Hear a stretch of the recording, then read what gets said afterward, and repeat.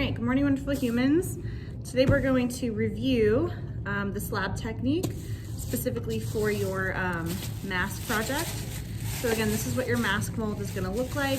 You always wanna keep this plastic bag covering it so that the clay doesn't stick directly to the mask mold. First thing you wanna do is wedge your clay, which I've already done. And then obviously it's gonna be a little bit easier to roll your slab if you kind of squeeze it and make it a little bit flatter. So I'm just kind of squeezing the clay in between my hands just to make it a little bit easier to roll, okay? You can also toss it a couple of times on the table and then go ahead and get your roller, and you're gonna roll a little bit onto your clay, pick it up, flip it over. You always wanna make sure to have your fabric swatch on the table because this prevents your clay from sticking to the table. And again, so we have plenty of these rollers in the classroom, and there is sanitizer next to all of them, so please spray it before and after use. So before you use it, just spray down at least these two parts, right? So that you know, make sure that you're being safe. And then when you're done, you're gonna wash all of the clay off, and then you're just gonna spray the whole thing again before you put it back. Okay, so I'm picking it up, flipping it over. Again, you wanna be rolling it so that it can cover this entire space, so you can kind of keep measuring it as you go. If you notice that you see cracks in the clay, just take a little bit of water, kind of smooth it onto the surface there. So you're using a decent amount of pressure, but not so much pressure that you pull the clay up, like I just did. And then thickness-wise, we're going a little bit on the thin side. So closer to, so usually I say pinky thickness, but for this one, we don't want it to be too thick. So we're gonna go for like 1/4 to 1/8 of an inch rather than 1/4 to 1/2 of an inch. Just because you wanna have some clay left over to build some other things. Very, very akin to, another thing you can do is you can pick up your swatch and kind of peel it off if it's getting stuck. But again, I'm having such an easy time with this because my clay was hydrated and wedged before I started. So again, that's really key if you're working with dry clay, or if you're working with clay that hasn't been wedged, or if you're working with clay that's too wet, you're gonna run into issues as you're rolling your slab, such as it sticking or tons of cracks. And again, notice that I just keep kind of hydrating it because the fabric swatch as well as the wooden roller does kind of suck some of the moisture away. Okay, so this thickness looks pretty good. So again, not paper thin. If you were to get a ruler to measure it, which I do not have, here we go. If you were to get a ruler, again, it would be about 1/8 of an inch. And that looks like plenty of space to cover my mask mold. So what I'm going to do, kind of pizza style, pick it up, stick it on there, and I'm going to kind of drape it over my mold. I recommend, again, water on this. You have your little sponge on a stick. You can use that to kind of put some water on it too, just because you can get some cracks here. And just kind of adjust it if it's not, like mine's a little short. It's not totally fitting up top, so I'm just kind of adjusting before I start pressing it down. Once you get it about where you want, just start by kind of pressing in. Pull this a little closer.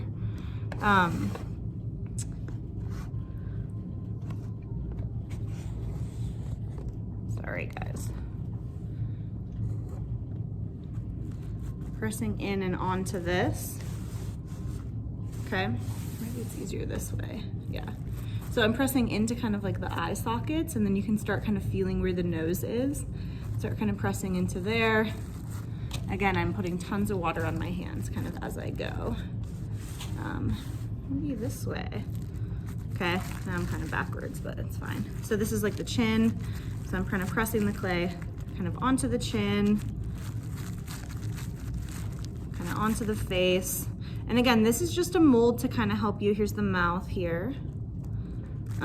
Just a place for you to get started. Obviously, this is just a jumping off point for all of your super unique ideas. Again, pressing into those sides there with plenty of water. Any of these wrinkles that you get, again, try to just kind of press them out. I am gonna trim a bunch of this away once I get it pressed down how I want it. It's really fun and honestly quite easy compared to some of the other projects that we've done. So I think you'll enjoy that. Again, so just kind of pressing onto it. Forehead seems good. You can kind of see the, again, eyebrows are kind of defined, but it's pretty, it's a blank slate, you know, it is human. So again, even if you're doing an animal, you can still use this to kind of get a basic shape and then kind of build up and out from there. Okay, so now what I'm gonna do, I'm gonna take either my plastic knife or where is my trusty paper clip tool? Which seems to have gone missing. So guess we're gonna use this and you're just gonna kind of trim. So again, if you're trying to build, like let's say you're gonna build maybe like braids or you're gonna build things off, you can of course leave this here for now.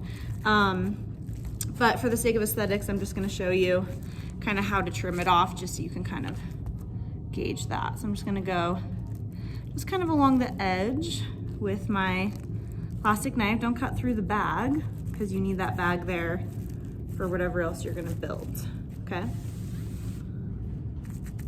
So again, it's kind of like you're performing plastic surgery on this person that you've created, which is a little weird, but oh well.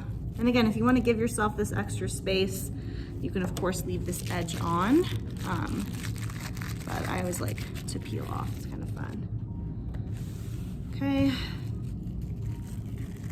And again, so you're cutting all the way through the clay, but you're not cutting through the bag because you want to have that bag there so that you can use it to build other things. Okay, so that's our, you know, basic mold, basic slab, and then think about building things up. So again, you have other clay, think about building up. This honestly already looks like an eyebrow. So think about building up, you know, things like eyebrows using either slab or a coil.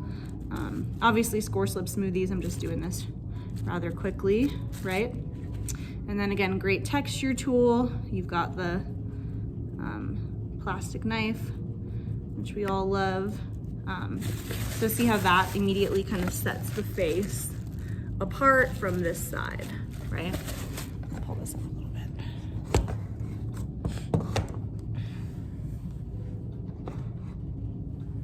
Right, so just so much more interesting than this, yes? Then things like the nose and the mouth as well. So again, really kind of building that nose up just by kind of adding more clay on, smoothing it on, kind of creating those nostrils. I'm just gonna do one half so you can kind of see like what it looks like if you do absolutely nothing versus what it looks like if you start to really kind of build these things up. And again, I'm just using like, you know, pieces of clay, coils, of course, water. Love this little sponge tool, can be a really good tool. Kind of pinching into this like nostril here. Popsicle stick tool is another really good one for kind of smoothing pieces down to make them, you know, look like they're a part of it. And then the eyes as well. Think about using a coil to kind of create those eyelids. Using, again, coil or slab to kind of build up. Again, if you're gonna be doing like lips, just doing one half here again, so it's gonna be like a weird two-face situation. Cheekbones, if you're wanting to kind of build up some more cheeks, again, just kind of a piece of clay to start and then really smoothing it onto there. Again, this is a real quick plastic surgery moment on this half of the mask. Right, but just to give that kind of some definition. Again, I didn't do an amazing job with this eye here. so far. And you can do a teeny little pinch pot to do the, you know, actual eye part. Maybe even do some lashes in there. This is starting to look really weird with only doing half, but well. And then think about hair. So again, Slab is a great way to do hair to start, just to kind of give you like that edge, and you can always kind of like bend it. Then you can always add on, you know, coils or things like that to look like the actual strands or different strands of hair like throughout it. And just the more that you kind of smooth things on to the piece, the more kind of realistic it's gonna start to look. Okay, so like, who is this person, this weird little clown? Okay, so, you know, this is you doing nothing. This is where you're starting. This is kind of the goal of where you're getting as far as developing up those features, okay? God, this cheek looks very weird. But anyways, that's just a quick little run through. So that is all. Enjoy your mask making.